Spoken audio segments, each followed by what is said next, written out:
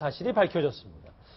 저희 채널A가 단독으로 김상만 자문위를 만났는데요. 같이 목소리 먼저 들어보시죠. 파우더룸 같이 한데 방이 하나 있는데 거기가 제 라인이에요. 거기서 진료를 보셨군요. 의무실이나 거기서부터 주요. 저는 한 번도 제가 대통령 혼자 만나거나 그런 적 없고 의무실장, 서창석 주치, 저 이렇게 세 명에서 서서 저희는 했어요. 아직도 파우더룸이 도대체 뭐 하는 곳인지 모르는 황수연 앵커를 빼고 여기 네 명한테 이수희 변호사님. 파우더룸이 정확히 뭐 하는데요?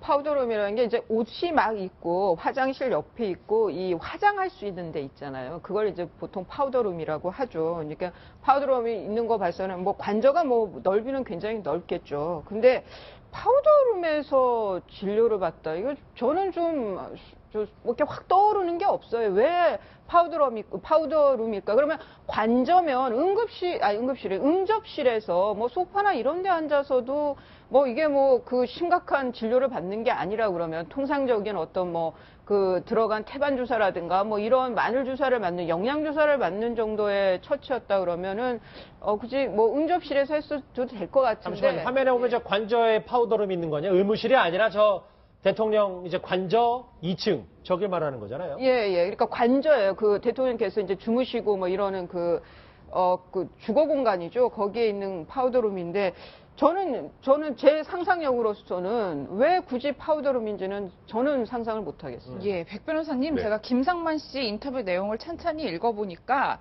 그 진료를 볼 때 의무실장과 서창석 주치의를 항상 같이 네. 들어가서 진료를 받다는 거예요. 그럼 그분들도 사실을 알고 있다는 걸까요? 그렇죠. 아니 근데 여기서 무슨 진료했는지는 얘기 안 하시더라고요. 저도 봤더니 예. 진료를 했다.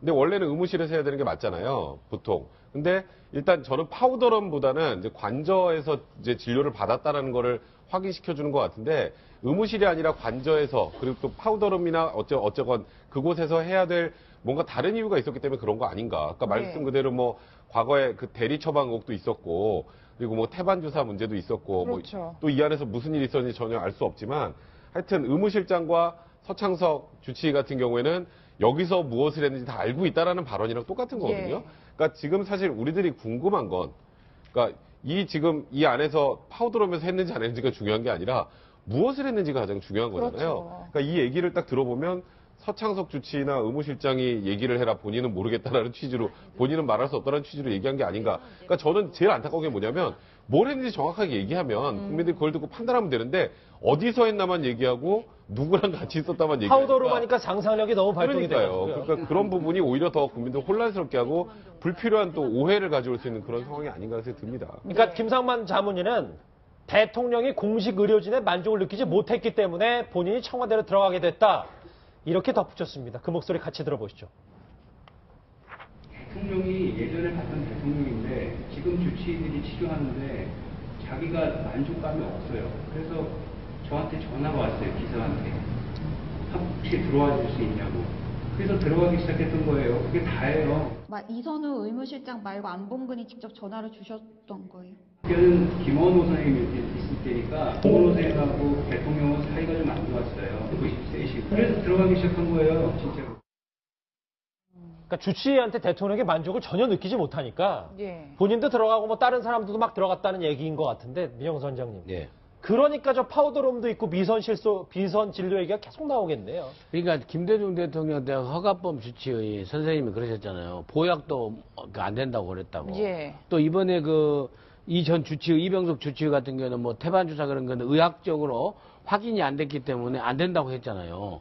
그럼 대통령 입장에서는 좀 그렇지만 내가 마음이 편하기 때문에 좀 보약 주사, 흔히 말하면 보약 주사 좀 맞아야 되겠다.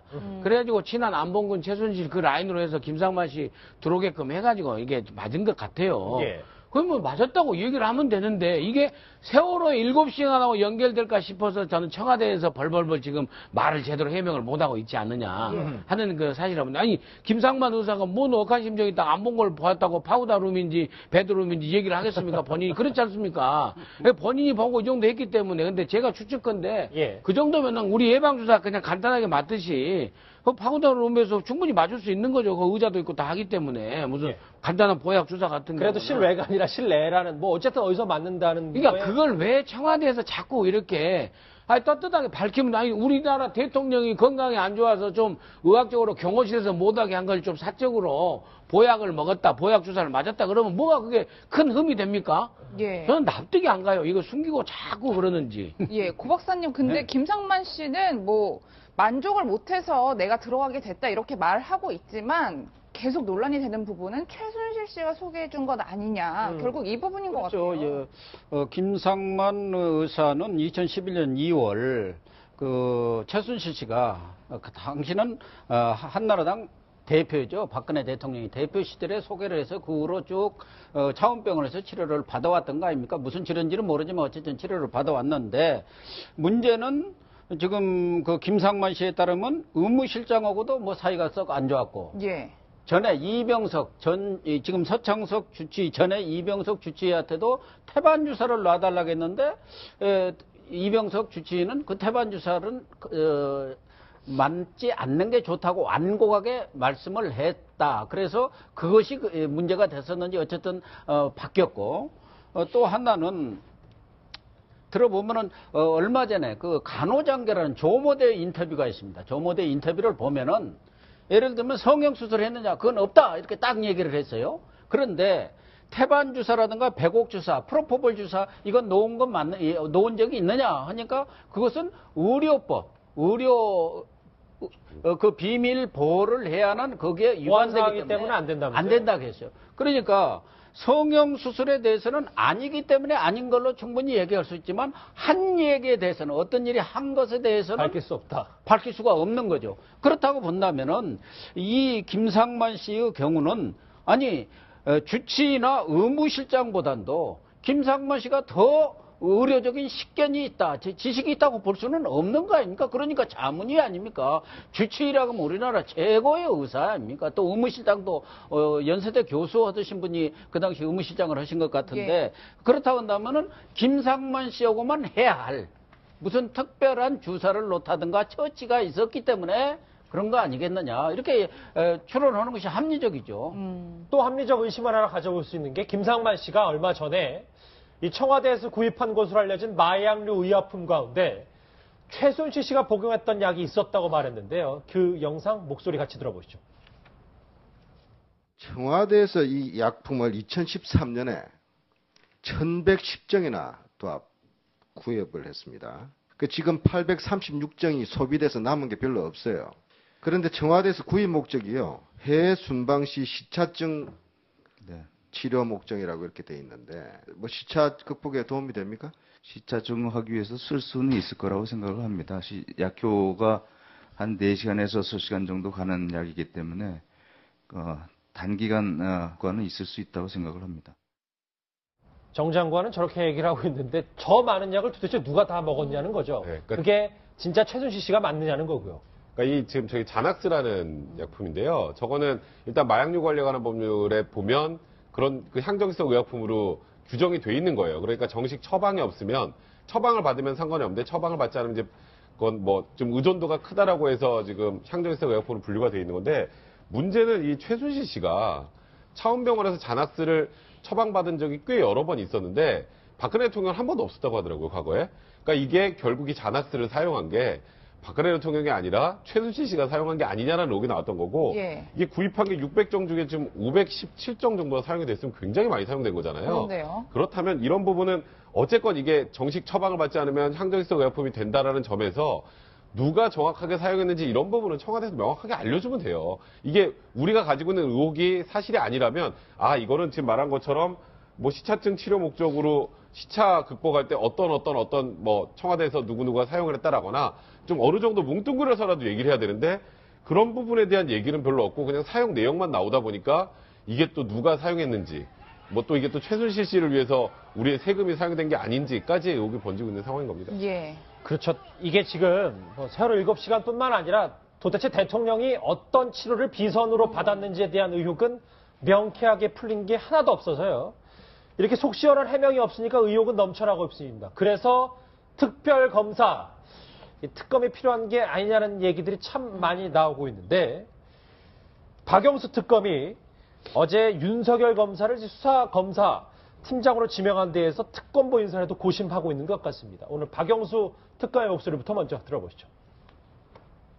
특검보 일부 추천을 어제 했더니 사양하시는 분들이 꽤 있어요. 사건의 수사가 원체 중대하고 막중하니까 그렇게 수사가 그렇게 쉽지는 않을 것 같고 그러니까 그런 것도 부담으로 작용하는 것 같고 그렇습니다. 최동욱 전 검찰총장도 특검보로 좀 고려를 하실 수 있나요? 고려 안 하고 있는데. 좀 정치적인 어떤 부담이나 오해가 있을까봐 좀 그러시는. 아니 어떻든 검찰총장 했던 사람이 특검보로 온다는 건 나는 내가 보기에는 상당히 맞지 않다고 생각합니다. 네, 최동욱 전 검찰총장은 특검보로 임명할 계획이 없고 또 특검보 구인난이란 말까지 나올 정도로 다들 부담스러워한다는 상황인 거잖아요. 박영수 특검의 말씀이 정말 100번 맞는 얘기죠. 아무리 낙마를 했든 뭐 중간에 불명예 퇴진을 했든 검찰총장을 하루라도 있었던 분이 특검에 특검 보러 온다는 거 그거는 정말 맞지가 않는 거니까 이제 그거는 뭐 최동욱 전 검찰총장을 특검 보러 임명한다는 얘기는 이제 애초에 이제 나올 수 없는 얘기인데 뭐 여하튼 그건 확실하게 이제 선은 그어진 것 같습니다. 그런데 박영수 특검이 뭐 의외로 좀 여유 있는 모습들을 보이고 있는데 이 특검팀이 정말 역사적으로 갖는 부담이 너무너무 크죠. 그러니까 아마 특검 보러 오는 분들도 웬만한 강단 있는 분들은 힘들 텐데 저는 좀 이 특검 안에서도 이 특검 수사단 안에서도 좀 견제와 균형이 이루어지게 다양한 그 분야에서 활동했던 다양한 경력을 가진 특검보들이 좀 영입이 됐으면 좋겠다. 뭐 그런 뭐 좀 기대도 해봅니다. 잠시만요. 지금 저희 특별검사 얘기라고 했는데 정확하게 또 이 속보가 올라오네요. 그러니까 직권남용 대신 대통령이 뇌물죄 적용을 검토하고 있고 쭉 한번 그냥 보겠습니다. 대기업 모금 얘기도 있고요. 다음 거 좀 계속 속도감 있게 넘겨보실까요? 예, 좋습니다. 그러니까 특검이 대통령 대면 조사도 검토하고 있고 하는데 저 이제 다른 문제가 있어요. 이제 같이 보시면 최태민에 관련된 뭐 유사 종교까지 수사한다는 얘기를 특별검사에서 했었어요. 이제 그 약간 조건부입니다. 그러니까 만약에 지금 여기서 최태민으로부터 범죄가 시작됐다는 의심이 있으면 거기까지 다 들여보겠다. 그러니까 특검에서는 모든 걸 다 파헤쳐 보겠다라는 건데요. 지금 얘기가 나오는 것 자체가 뭐 일단은 그 대통령 대면 조사 없이 서면 조사는 불가능하다. 서면 조사하는 거는 시험 문제 유출하는 거랑 똑같으니까 안 된다라는 입장이고, 그러니까 대면 조사를 강력하게 하겠다는 거고요. 검찰에서도 어쨌건 뭐 직권남용으로 일단은 뭐 최순실 씨 등을 기소를 하긴 했지만 사실상 타겟은 뇌물죄였잖아요. 그러니까 그 부분과 관련해서 일단 검찰이 이어온 수사를 다시 받아서 원점으로부터 뇌물죄 입증할 수 있는 모든 부분을 하나하나 다 검토하겠다는 입장인 거고요. 지금 일단은 지금 특검에서 부분이잖아요. 그렇죠. 네, 그렇죠. 최태민 유사종교 부분도 볼 것이라는 건 지금 이번 사태와 저 최태민의 유사종교가 관련이 있다라면 저 부분까지 답하겠다라는 건 지금 일단은 이번 특검이 아까 말씀하셨던 것처럼 굉장히 중요한 특검이잖아요. 슈퍼특검이라는 말이 붙을 정도로. 그렇죠. 국민적 의혹도 워낙 많은 상황이기 때문에 국민적 의혹을 완벽하게 해소해주기 위해서 특검을 할 수 있는 최선을 다하겠다라는 입장인 건데. 그러니까 웬만한 건 다 하겠다는 게 지금 저 속보 핵심이겠죠. 그렇죠. 다 들어있는 거죠. 근데 이제 하나 걱정은 저도 이제 박근혜 대통령이 이제는 대면 조사에 응할 거라고 생각을 합니다. 특검에서는 뭐 그런 얘기도 수차례 밝혔고. 근데 이제 윤석열 수사팀장이 들어오는 순간에 혹여라도 그 과거에 이제 검찰 수사 얼마 전에 공정하지 못한 검찰 수사 받을 수 없다라고 했던 게 이런 부분 때문에 이번 수사도 공정하지 않다라고 해서 또 대면 조사를 거부하지는 않을까 그런 걱정이 되는 건 사실입니다. 지금 방금 전에 속보 중에 하나가 지금 쭉 나가지만 윤석열 검사에 대한 얘기도 있어요. 윤석열 검사에게 특별 수사로 명예회복을 권유했다. 예, 저 얘기입니다. 윤석열 검사는 뭐 다 알고 계실 겁니다. 이제 과거에 국정원 댓글 사건 특별수사팀장 당시 이제 세게 수사를 하다가 항명파동으로 좌천됐던 그 검사인데요. 당시 윤석열 검사를 꼬집었던 지금 김수남 검찰총장의 목소리 같이 들어보시죠. 저는 이것은 항명이 아니다. 이거는 밝혀야 된다는 생각 때문에 제가 정말 그 마음이 괴롭지만 이렇게 말씀을 드리는 겁니다. 자기의 생각만이 옳고 정의라는 생각은 경계하여야 합니다. 윤석열 특검 잘 할 수 있을 거라고 보시나요, 이수희 변호사님? 저분의 이제 개인적인 좀 성정을 좀 물어봤더니, 제가 저 댓글 사건 저 때 이제 국회에서 저런 발언을 하고 나서 뭐 혹시 튀는 거 좋아하는 스타일이냐 뭐 이런 걸로 물어봤을 때 그런 스타일은 아니고 정말 우직한 타입이고 뭐 그렇다고 그래서 이제 뭐 많이들 나온 얘기지만 그 대학 다닐 때 그 서슬이 10호론 80년대에 그 5.18 광주 민주항쟁을 가지고 모의 재판을 할 때 전두환 전 대통령한테 사형을 구형했다는 거 아니에요? 예. 그럼 뭐 그 정도의 기계가 있고 뭐 본인도 나는 사람에게 충성하지 않는다라고 했는데 아마 그런 성정인 거는 맞는 것 같습니다. 성격 자체가. 그렇다 그러면은 또 이전에 아마 제 정의당이라든가 야권에서는 그 국정원 댓글 사건에 대해서 여전히 이제 의구심들을 갖고 있는 상황이라, 예. 그 사건에서의 그 창 역할을 했던 특검보의 이 합류가 아무래도 이제 그 조금 의구심이 있는 그 박지원 대표가 추천했다, 국민의당이 추천했다, 대통령이 하루 만에 임명을 했으니 뭐 이런 여러 가지 의심에서 그래도 조금 그 박영수 특검도 벗어날 수 있는 선택이었다는 생각도 들고요. 그래서 그 안에서 적절하게 견제와 균형이 이루어질 것 같습니다. 지금 보시는 것처럼 특검이 대기업 모금은 대통령의 힘이 작용했다 뭐 이렇게까지 얘기하고 있고, 다른 속보를 보면 김수남 검찰총장도 필요하다면 조사라는 얘기까지, 이제 성역이 없이 진짜 국민적 이 여론에 부합하기 위해 특검이 최선을 다하겠다라는 일성인 것은 같은데, 민영수 원장님. 근데 이제 오히려 지금 박영수 특별검사보다 이 윤석열 검사에 대한 관심이 더 높아서 야권에서 영입 1순위였다면서요? 그렇죠. 이제 현 정부하고 워낙 각을 세워서 두 번이나 칼을 댔기 때문에 이제 그런 측면에 중간에 실패한 측면도 있지만은, 그래서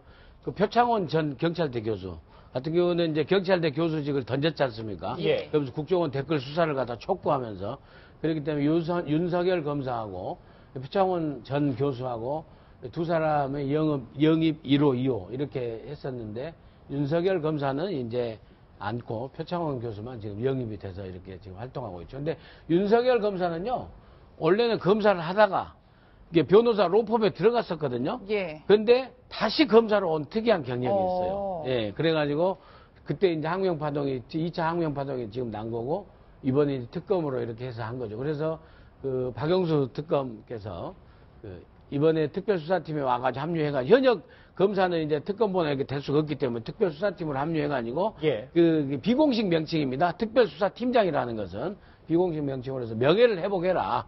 한번 더 그 윤석열의 칼을 한번 잘 휘둘러 봐라. 이제 갈아봐라. 이렇게 된 것 같습니다. 예, 특히 야권의 정치계 인사들이 SNS에 굉장히 환영한다는 글들을 많이 올렸는데, 그런 것 같습니다. 그분들의 만족시킬 수 있는 수사 결과가 나올 수 있을까요?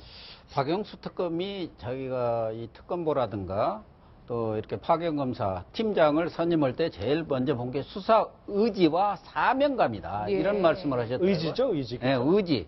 또 이 사건이 갖고 있는 그런 역사적 의미에 대해서 충분히 알고 사명감을 갖고 달려드는 사람, 예. 이 사람을 선출을 이렇게 특검보라든가 수사팀장으로 선임하겠다고 이렇게 밝혔는데, 거기에 가장 부합한 사람이 윤석열 검사가 아닌가 보여집니다. 뭐 음지의 스타 검사라고 할 정도로, 예. 뭐 앞서 얘기한 대로 지난번 국정원 댓글 사건 때도 수사 의지를 보였고 또 역량을 충분히 보였기 때문에 뭐 야권으로서도 뭐 이 이상 더 좋은 뭐 이런 수사팀장을 구하기는 어려우리라고 보고, 뭐 박영수 특검도 그렇고, 그래서 아마 많은 사람들이 윤석열 수사팀장에게 기대를 걸고 있는 것 같습니다. 예. 저희가 뭐 속보 대부분의 것들을 이제 한 번씩 특별검사 주제를 다루면서 얘기를 했는데, 정유라 양 얘기, 특검에 대한 입장도 있네요. 그러니까 정유라 양 수사를 대비해서 도거 능통 수사관도 구했다라는 예. 속보도 있어서, 뭐 김기춘, 뭐 우병우 전 수석도 수사 대상이고 여러 가지 얘기가 나왔는데, 관련한 특검 얘기도 계속해서 저희가 이어지는 뉴스에서도 짚어 보겠습니다. 예. 저희는 또 다른 정치권 이슈 준비한 게 있어가지고요.